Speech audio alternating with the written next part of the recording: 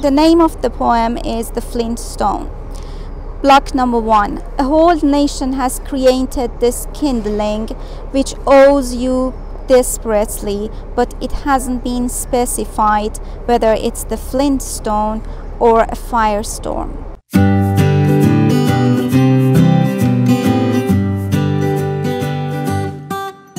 Welcome to Outlook Bibliofile. We're here with Rosa Jamali.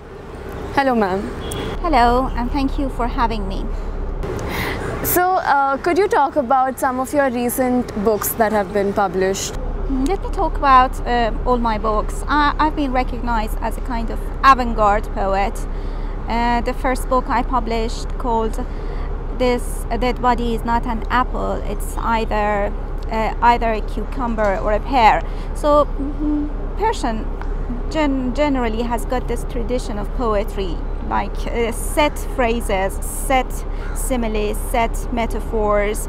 It's been repeated through the history for more than 1,000 years of Persian poetry. Being creative in Persian poetry is really hard. Anyone tries poetry could come to a kind of cliche, stereotype Persian poetry, repeating the imagery of roses and nightingales, a kind of ornamental Oriental literature. So I was a little bit bored with that type of literature, that type of poetry. It was really hard for me to just think about new metaphors, new similes, new set phrases, how to collocate words in a way that is different from what is kind of cliche in Persian poetry. So the first book was really bold and creative and innovative, but I had my own critics for a while, and actually they just in the newspapers and magazines and literature journals, they wrote lots and lots about my first book, and the title of the book, it was a kind of shocking book among literati. And at that time English poetry was not very well known, like avant-garde poetry, mostly political poets, left poets, like the ones Ahmad Shamlu translated, mostly left poets like Pablo Neruda or I don't know, Elvar, or some not poetry as a kind of art for 3 or 4 decades. Mostly intellectuals, read poets, talked about politics, freedom, or such stuff. And then I turned to become a kind of formalist poet, and some didn't like this notion of being a formalist poet. They said a poet should be for people, and you're not writing about people, you're just writing poetry, and we don't know the meaning of this kind of poetry. Then perhaps it was interesting for me as a kind of rebellion at that time. I tried to took their advice and read more, and then I tried to mingle different things, different types of discourses, like one part of poetry, an abstract piece, then the other. I tried to adopt some fragments, and then my poetry turned to kind of collage, bricolage, a kind of discourse which could fragment itself. Like one part is just abstract, the other part I have some lines, some perhaps quotations from people in the street, like a carnivalesque poetry. I have the voices of people in the streets, and I have some formal discourse of language. Then I've got some new metaphors, new similes, and I tried to delve into myth. And so when did you start writing? When did you know that you want to become a poet? I published my first book when I was quite young. I was 20, and then so since that time I've been working as a kind of professional poet, being in among the literary. I've been involved in literary sessions, poetry sessions, and quite often I read in literary journal. I write in literary journals, and my poetry is published quite often. and that's it. And recently my poems have been translated to different languages, different anthologies. Like in Sweden it's been published in the Critiker, and then in the United States it's been published in Avant-Garde Anthology of Metropolitan Anthology of Avant-Garde Poetry, and then in Czech, in different countries. So perhaps I can say Dick Davis and Franklin Louise are among the best translators who translated my poetry. One is the translator of Ferdowsi, the other one is the translator of Rumi, and the head of Near Eastern Studies in Chicago University. And how would you describe the poetry scene in Iran? There are different trends, but I can say the time I started, language poetry became fashionable. You know, actually for 2 or 3 decades, like after the revolution or so, this kind of grand narrative, just a kind of describing utopia in poetry became a sort of cliche for our generation. So we don't talk about big things like freedom, like you know, changing the world or so. My generation mostly like to write about the details of life or some simple things in life, not big things like a kind of creating messages in poetry or just trying to change the society or so. No, it's not like that. But I can say this decade the language of poetry has become a little bit simplified, because I see there are 2 trends in Persian poetry. The first trend belongs to actually elites and those who know poetry very well, and the second trend is for the professionals read a kind of poetry which is sophisticated, and people like people who want to just enjoy a piece of writing or so read a simplified poetry. Just there are lots of collections these days. You can see kind of they are bestsellers perhaps, very simple poems about simple things, and they have their own readers.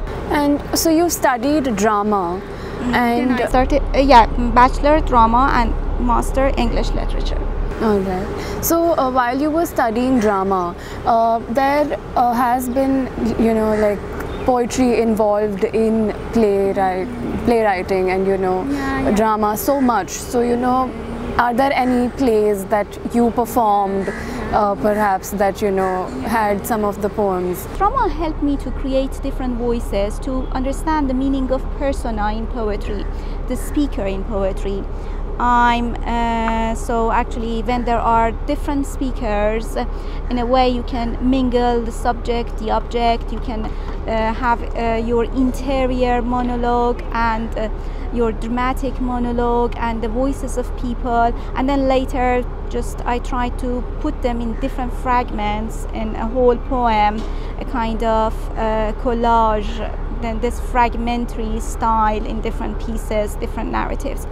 And then I like the way language is used in drama. At the time I was a student, I was quite young, I was really interested in Greek plays and Roman plays, and my favorite character was Medea, and because I just called her a kind of feminist character, and then I played that and I enjoyed that, and I tried to recreate that in my recreate the voice of Medea in my poetry. But I can say my poems could be performed on the stage, as we performed one piece all together with 4 or 5 people. We tried to make a chorus out of some lines and we tried to repeat it. Then the name of that performance poetry is The Fern, and it's available on YouTube. But I've got different forms of language. I've got this kind of conversational, colloquial language which could be performed in a different way. Then I've got formal, archaic language just mingled with that, could be performed with a kind of scenery and spectacles and so. So yeah, I'm really happy that first I studied drama, and it changed my mind. It gave me lots of ideas to a kind of adaptation of drama in Persian poetry, which was really hard at the beginning. سنگ چخماق بلوک یک. آدم‌های دنیا حراج کردند سنگ سختی را که سخت به تو بدهکار است، که معلوم نیست سنگ آتش است یا چخماق. بلوک دو. یک تکه از خوشبختی من گرو این سنگ، سنگ شدگی تو گرو این سنگ. بلوک سه. گرو این سنگم. بلوک چهار. طلسم کرده پشت زندانی له له بزنم. بلوک پنج. من مادر این سنگم، بزرگ کردم این سنگ را، غصه خوردم پایش، دنیا آتش بگیرد من مقصرم. بلوک شش. چه خیانتی به هوا کردم که خدا هم از این قصه عاجز است. بلوک هفت. روزه سکوت گرفته اید. This is the English translation I'm gonna read. It's been translated by myself. Let me tell you about the story. The story is a kind of oriental story I've created, a kind of tragic moment. You actually you create something which causes a kind of fire, sets fire on something else, and then you regret. The name of the poem is The Flint Stone. Block number one. A whole nation has created this kindling which owes you desperately, but it hasn't been specified whether it's the flint stone or a firestorm. Block number two. A piece of my happiness is in debt with the flint stone. You've turned to the rock, but it's for the flint stone. Block number three. I'm in debt with the flint stone. The whole world is in debt with the flint stone.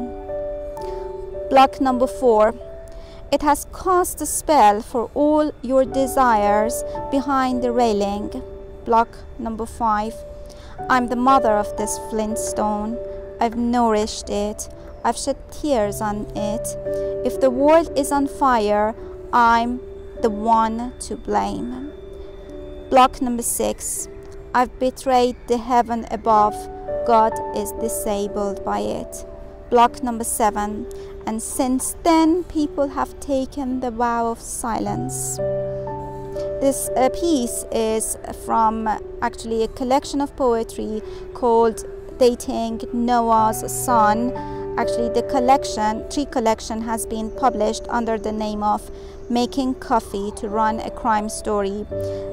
Actually, the last part of this, the last part of this book is biblical. The first part is a kind of long dramatic poem. The second part, which is called Here Gravity Is Less, just my avant-garde short pieces, and the last part has got some biblical notion, like a kind of intertextuality or rereading some biblical themes. Thank you very much.